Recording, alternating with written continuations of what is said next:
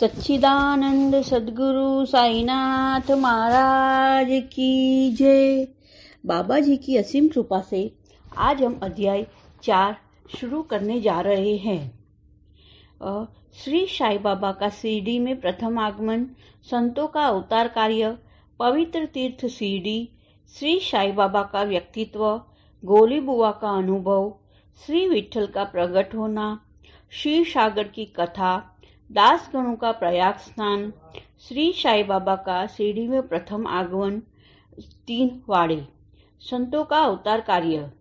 भगवत गीता में भगवान श्री कृष्ण कहते हैं कि जब जब धर्म की हानि और अधर्म की वृद्धि होती है तब तब मैं अवतार धारण करता हूँ।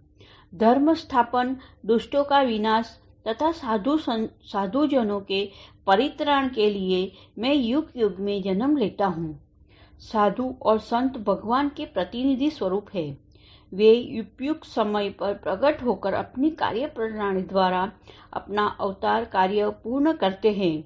अर्थात जब ब्राह्मण, क्षत्रिय और वैश्य अपने कर्तव्यों से विमुख हो जाते हैं, जब शूद्र उच्च जातियों के अधिकार छीनने लगते हैं, जब धर्म के आचार्यों का अनादर तथा निंदा होने लगती है, जब लोग निषिद्ध भोज्य पदार्थों और मदिरा आदि का सेवन करने लगते हैं, जब धर्म आड़ में निंदित कार्य होने लगते हैं, जब भिन्न भिन्न धर्मावलंबी परस्पर लड़ने लगते हैं, जब ब्राह्मण संध्यादि कर्म छोड़ देते हैं, कर्मस्थ पुरुषों को आध्यात्मिक कृत्यों में अरुचि उत्पन्न हो जाती है, जब योगी ध्यानादि कर्म करना छोड़ देते हैं और जब जन साधारण की ऐसी धारणा हो जाती है कि केवल धन, संतान और स्त्री ही सर्वस्व है, तथा इस प्रकार जब लोग सत्य मार्ग से विचलित होकर अधपतन की ओर अग्रसर होने लगते हैं, तब संत प्रकट होकर अपने उपदेशों एवं आचरणों के द्वारा धर्म की स्थापना करते हैं। वे समुद्र के ज्योति स्तंभ की तरह हमारा उचित मार्गदर्शन करते तथा सत्य पथ पर चलने को प्रेरित करते हैं। इसी मार्ग पर अनेक संत निवृत्तिनाथ, ज्ञानदेव, मुक्ताबाई, नामदेव, गोरा गोणाई, एकनाथ, तुकाराम, नरहरि, नरसिंहभाई, सज्जन कसाई, सावंता माली, रामदास और कई अन्य संत सत्य मार्ग का दिग्दर्शन कराने हेतु भिन्न भिन्न अवसरों पर प्रकट हुए और इन सब के पश्चात शिरडी में श्री साई बाबा का अवतार हुआ। पवित्र तीर्थ शिरडी अहमदनगर जिले के गोदावरी के तट बड़े ही भाग्यशाली है, जिन पर अनेक संतों ने जन्म धारण किया और अनेकों ने वहां आश्रय पाया। ऐसे संतों में श्री ज्ञानेश्वर महाराज प्रमुख थे। शिरडी अहमदनगर जिले के राहता तालुका में है। गोदावरी नदी पार करने के पश्चात मार्ग सीधा शिरडी को जाता है। 8 मील चलने पर जब आप नीम गांव पहुंचोगे तो वहां से शिरडी दृष्टिगोचर होने लगती है। कृष्णा नदी के तट पर अन्य तीर्थ स्थान गाणकापुर, नृसिंहवाड़ी और औदुंबर के समान ही शिरडी भी प्रसिद्ध तीर्थ है। इस प्रकार दामोदर जी ने मंगल बेड़ा को पंढरपुर के समीप, समर्थ रामदास ने सज्जनगढ़ को, दत्तावतार श्री नरसिंह सरस्वती ने वाड़ी को पवित्र किया। उसी प्रकार श्री साईनाथ ने शिरडी में अवतीर्ण होकर उसे पावन बनाया। श्री साई बाबा का व्यक्तित्व। श्री साई बाबा के सानिध्य से शिरडी का महत्व विशेष बढ़ गया। अब हम उनके चरित्र का अवलोकन करेंगे। उन्होंने इस भवसागर पर विजय प्राप्त कर ली थी, जिसे पार करना महान दुष्कर और कठिन है। शांति उनका आभूषण था तथा वे ज्ञान की साक्षात प्रतिमा थे। वैष्णव भक्त सदैव वहां आश्रय पाते थे।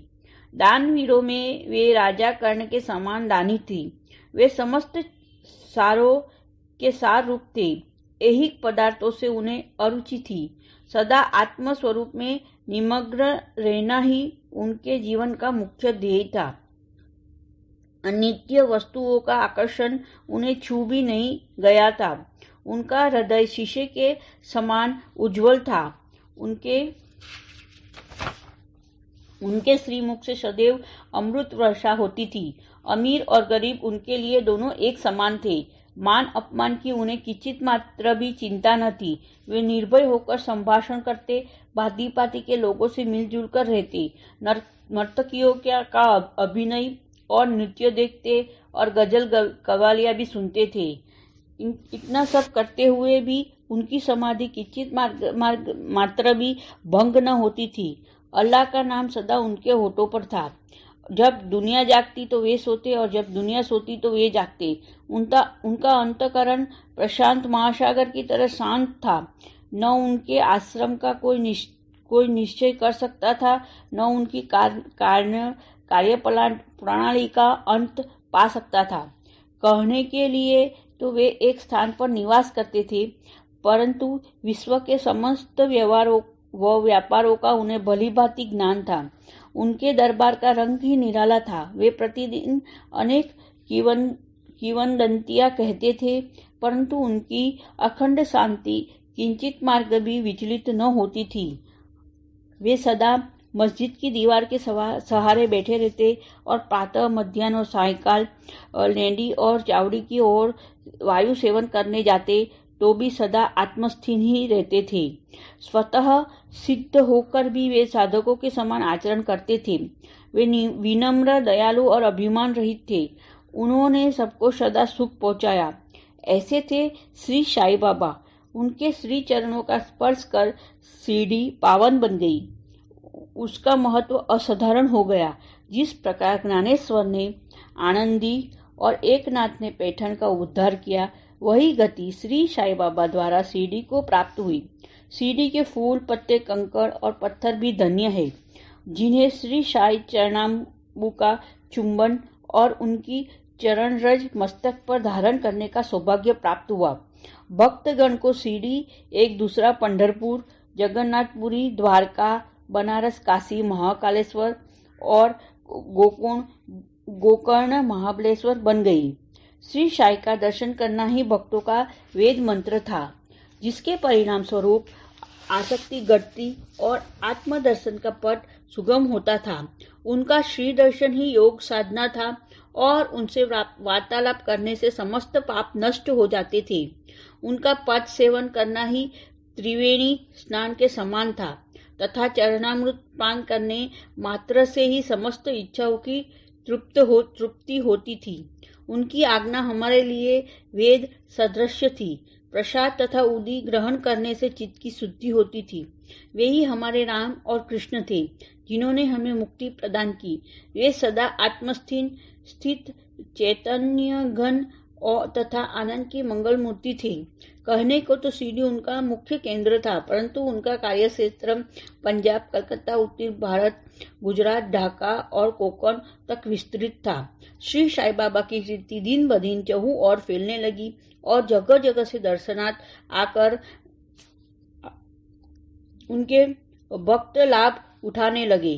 केवल दर्शन से ही मनुष्य, चाहे वे शुद्ध अथवा अशुद्ध हृदय के हो, के चित्त को परम शांति मिल जाती थी। उन्हें उसी आनंद का अनुभव होता था जैसा कि पंढरपुर में श्री विठ्ठल के दर्शन से होता है। यह कोई अतिशयोक्ति नहीं है। देखिए, एक भक्त ने यही अनुभव पाया है। गोली बुआ लगभग 95 वर्ष के 95 वर्ष के वयोवृद्ध भक्त, जिनका नाम गोली बुआ था, पंढरी के एक वारकरी थे। वे 8 मास पंढरपुर और 4 मास गंगा तट पर निवास करते थे। सामान ढोने के लिए वे एक गधे को अपने पास रखते थे और एक शिष्य भी सदैव उनके साथ रहता था। वे प्रतिदिन वारी लेकर पंढरपुर जाते और लौटते समय श्री बाबा के दर्शन हेतु शिरडी आते थे। बाबा पर उनका अगाध प्रेम था।